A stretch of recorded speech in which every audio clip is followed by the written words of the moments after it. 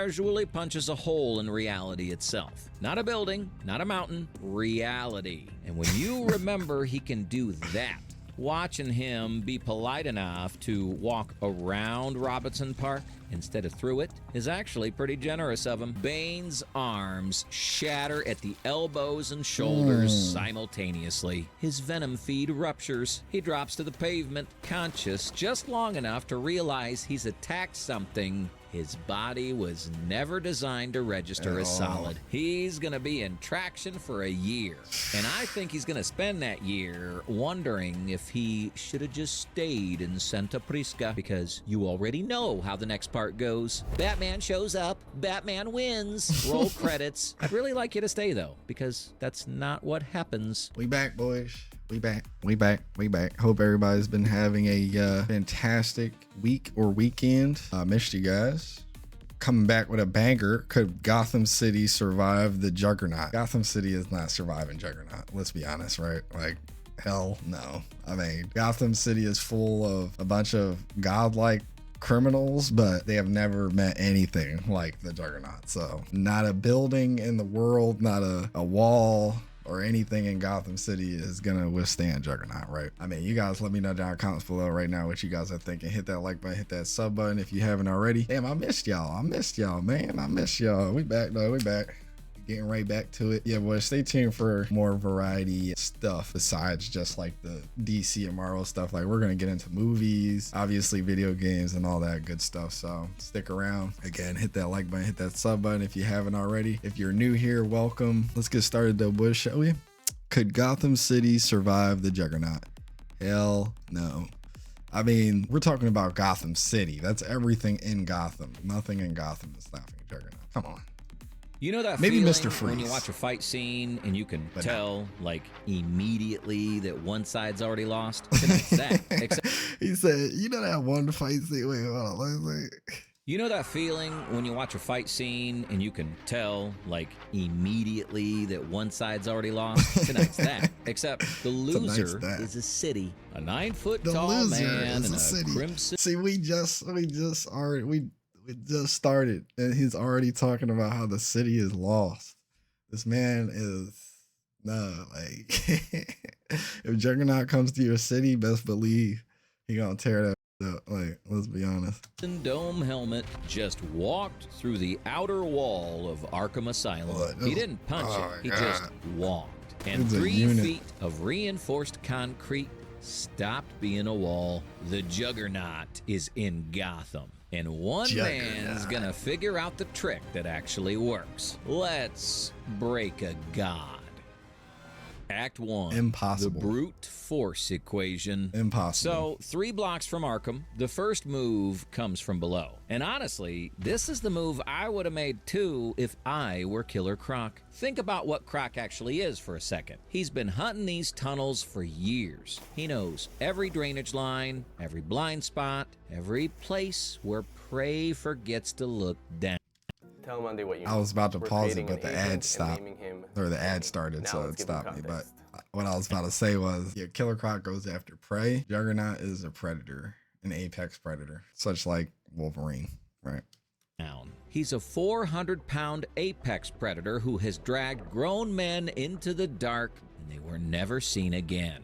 And tonight, he's not afraid. Tonight, he's hungry. And he's been watching this giant walk through his territory like a tourist. So he does what he always does. He erupts from a manhole behind Juggernaut, locks both arms around his waist, and pulls. Or, you know, tries to. And here's where I need you to actually slow down for a second, because the physics of what happens next is genuinely ugly. When you grab someone and pull, you transfer kinetic energy into them. That's it. That's the whole thing. Action, reaction, conservation of momentum. It's the rule the universe runs on. Every fight you've ever seen, every tackle, every wrestling move you've ever watched, they all obey this rule. Sidorak does not care about the rule. And this is the thing about Juggernaut that I think even most comic fans don't fully internalize. The Crimson Gem doesn't just make Kane strong. It feeds him an endless stream of kinetic energy from another dimension. Endless, Crazy. infinite. The comics are explicit about this, by the way. They're not even subtle. He doesn't spend momentum to walk forward. He generates it for free, forever. For free. So when Croc grabs him, nothing transfers. Juggernaut keeps walking at the exact same pace. Croc, 400 pounds of muscle and scale, is now being towed across Gotham asphalt. The scales hold up for about half a block. The street becomes a belt sander. By the time Croc lets go and rolls into a storm drain, his regenerative healing is the only reason he's still alive. The Juggernaut has not turned his head once. Juggernaut didn't even do anything. He just walked him down the city. Like, he just walked him down the road. And Killer Croc was taking damage. Like, oh my God. He doesn't know Croc's name. He's not going to remember this just happened. That's when Bane drops from the rooftop. And I want you to understand something about Bane in this moment. Bane is smarter than Croc. And Bane is genuinely scared. He's seen the file. He knows what the gem does. He is not throwing a haymaker. He's going for surgical. Venom pumping at maximum. He targets the only structural weakness every humanoid technically shares, the base of the skull. He lands behind Juggernaut, grabs the back of the helmet, and drives his knee into the back of the giant's neck with enough force to shear a bank vault door. I love this beat. I really do. Because Bane has done everything right. He picked the correct target. He used the correct angle. He brought enough force. It doesn't matter. Striking Juggernaut isn't like hitting a person. It isn't even like hitting a wall.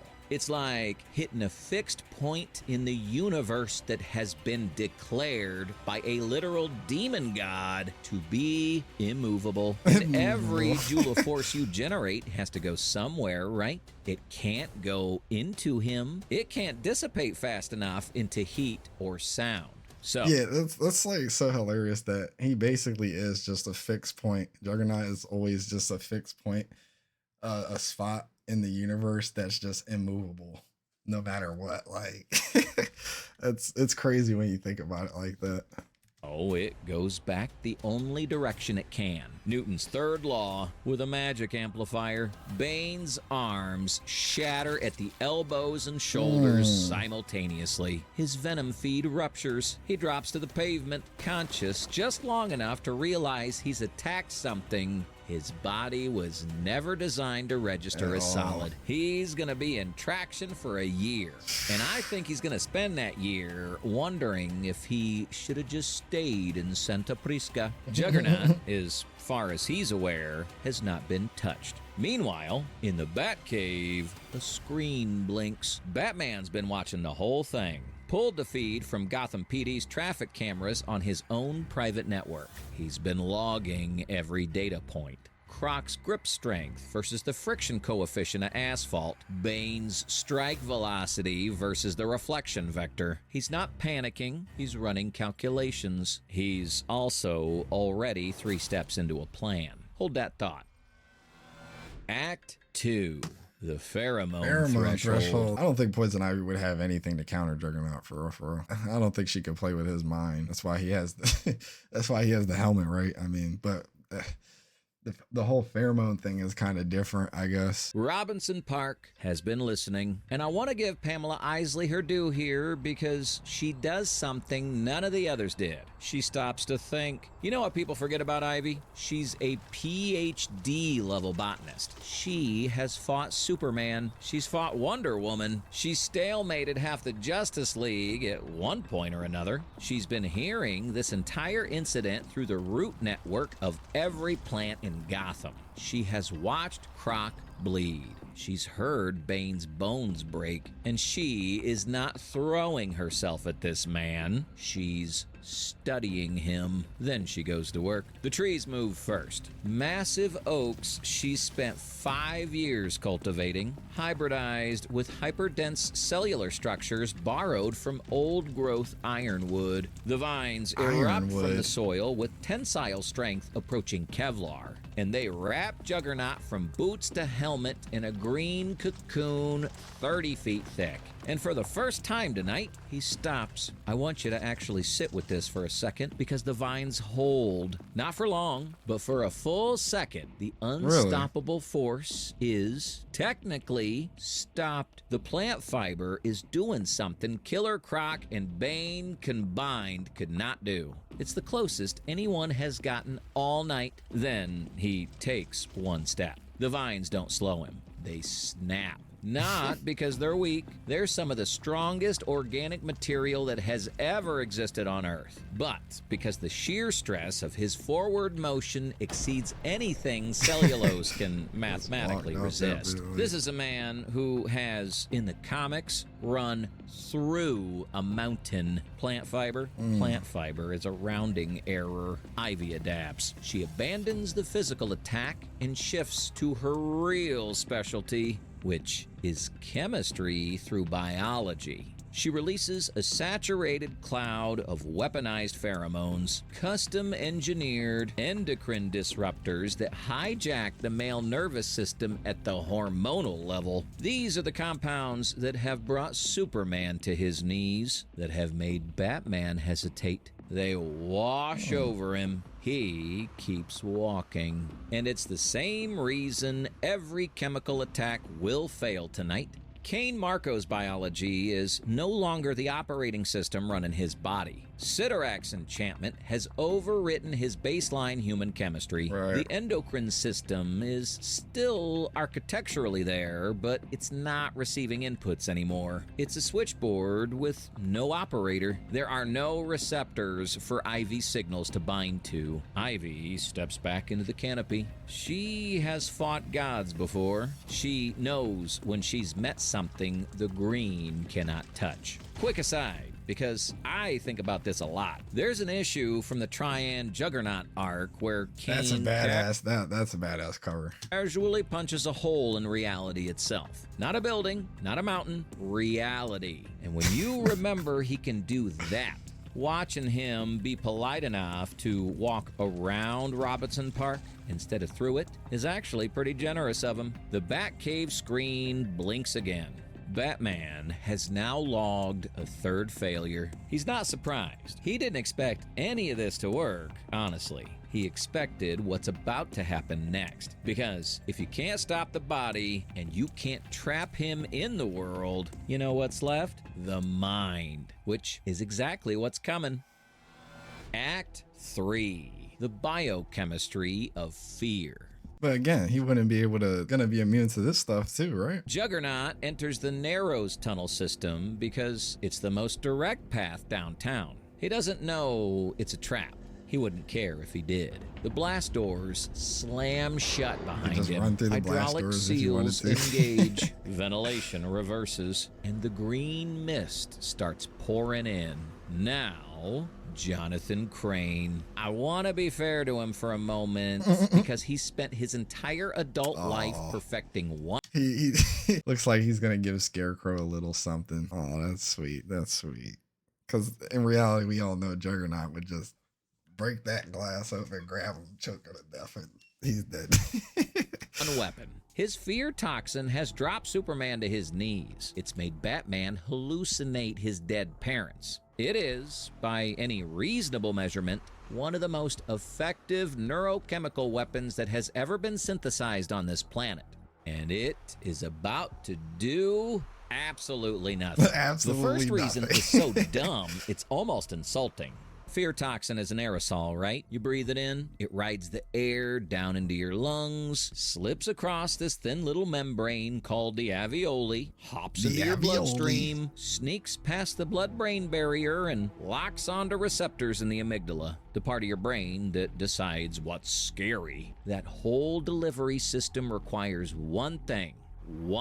A working human respiratory system. Juggernaut canonically does not need to breathe. He doesn't need Really? food, water, or oxygen. The Precipk enchantment maintains his cellular function on its own. He could walk across the bottom of the Mariana Trench. I could stand never knew that. in a vacuum. He once kept fighting after being burned down to his actual skeleton. Just bones and a helmet still swinging. The toxin enters his lungs and finds nothing to do. He doesn't even cough. Crane, panicking now, switches to plan B. The chamber's wired with a psychic amplifier rig built off black market psycho pirate tech, designed to broadcast raw fear straight into the limbic system. No respiration required, just signal straight into the brain. This is where the helmet does its second job. And I want you to pause with me for a second on this because, honestly, it's my favorite piece of trivia in the entire Juggernaut mythos. The helmet exists for one reason, just one. Kane's stepbrother is Charles Xavier. Precipk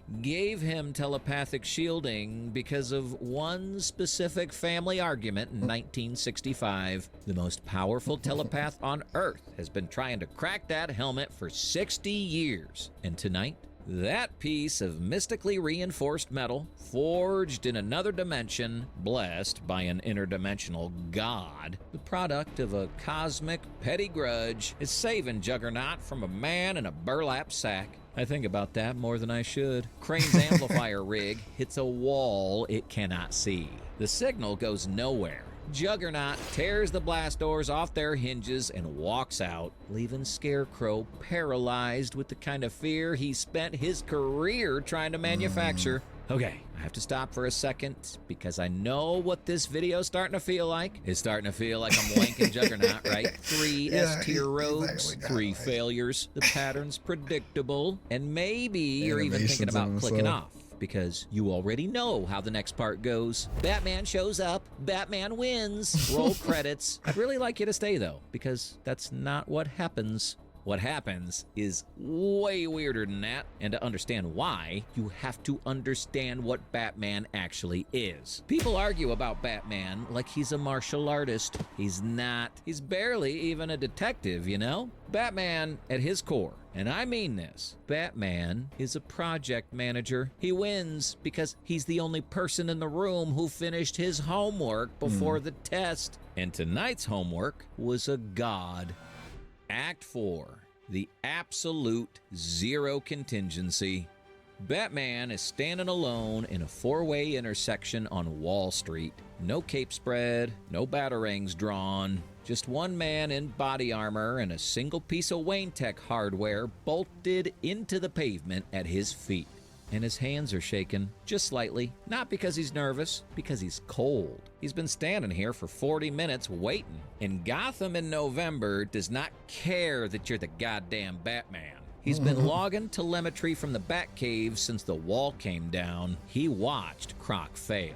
He watched Bane fail. He watched Ivy and Crane fail. And while they were failing, he was working backwards from the only piece of math the situation actually allowed. You can't stop infinite mass with a barrier. You can't match it with force. You can't poison it. You can't intimidate it. You can't contain it. So what's left? You have to remove the mechanism of movement itself. Now, here's the part where most fan theories trip over canon. And I want to be honest about this. Juggernaut has been frozen before. Iceman's done it. Cosmic Radiation has done it. He has, in the comics, simply walked out of those situations because Precipk's power keeps generating kinetic energy from the inside. Freezing alone doesn't work. Batman knows this. The freeze is not the plan. The freeze is half of the plan. When Juggernaut rounds the corner, Batman activates the device. It is an inertial dampening field reverse engineered from 3 sources: Victor Fry's cryogenic compression tech, Justice League protocols Batman categorically should not have access to, and almost certainly a piece of Atlantean physics that may or may not have walked out a watchtower in a lead-lined briefcase. The combined output drops ambient temperature inside a 30-foot radius to absolute zero. Not cold, zero. The point at which atomic motion stops. Juggernaut steps into the field, and for the first time, something happens he wasn't expecting. His boots freeze to the pavement at the molecular level. The water vapor crystallizes around him instantly. The unstoppable force technically stops for about 3 seconds. And here's where it almost goes wrong, because Batman triggers the second device, and the second device fails. The targeted hyper-oscillating sonic array, calibrated to a frequency Batman extracted from 40 years of Avengers incident reports, magical research from John Constantine, and one terrifying afternoon spent reading Doctor Strange's. We never watched that Constantine video either. I think it was like, can Constantine survive Batman, or can Batman survive Constantine, or whatever? So this is like a crossover from that video, I guess, or something, a little bit like extra lore added onto this one, which is cool. Like, I love that. Mail. The array spins up, fires, and the helmet absorbs the first pulse. Juggernaut starts to move 1 inch, then 2.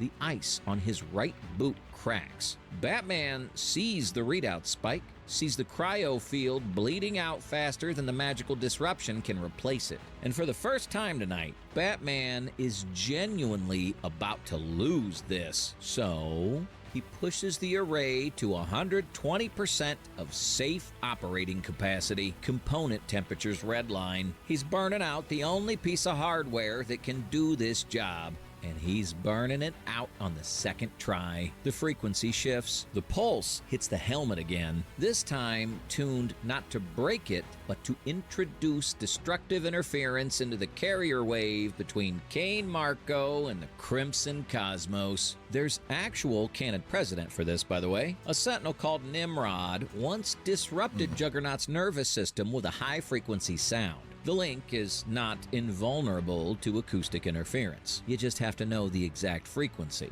And for a fraction of a second, the loop closes wrong. The kinetic energy stops being generated. The cryo field, which has nothing left to fight, surges back to full saturation. Juggernaut freezes solid. One hand raised, mid-stride, locked in that ice. Under controlled conditions, will hold for 72 hours. Batman exhales for the first time in 40 minutes. He taps his comm. Containment teams are inbound. The perimeter is secure. He walks away before the news cameras arrive. Because, of course he does, but he doesn't go home. Gotham's worst threw their best. One man with a notepad shut down a god. But Sidorak felt that, and Sidorak is paying attention now. So who stops Juggernaut next time? Tell me in the comments. Nobody. Best answer becomes next week's video. Subscribe before Sidorak finds out you watched this. Sidorak finds out you watched this. Yeah. You heard what he said. Go spam in his comments who you guys want to see so we can get some more badass characters in here, boys. Yeah, let me know what you guys thought about that. Could Gotham City survive the Juggernaut? It was worded perfectly, right? Could Gotham City survive the Juggernaut? Not could the Juggernaut survive Gotham City. It was perfect. In reality, too, like, we all know he clears Batman easily. He literally just dog walked everybody throughout their whole entire city. So I like how he's adding like more little scene bits and stuff like that. Like, I love this. Again, let me know what you guys are thinking down in the comments below. Hit that like button, hit that sub button if you haven't already. We'll be back tomorrow with some more nerd science stuff. Either that or we'll probably jump to like Nerd Explains or something. Figure it out. We'll figure it out. But that'll do for me, boys. GG's.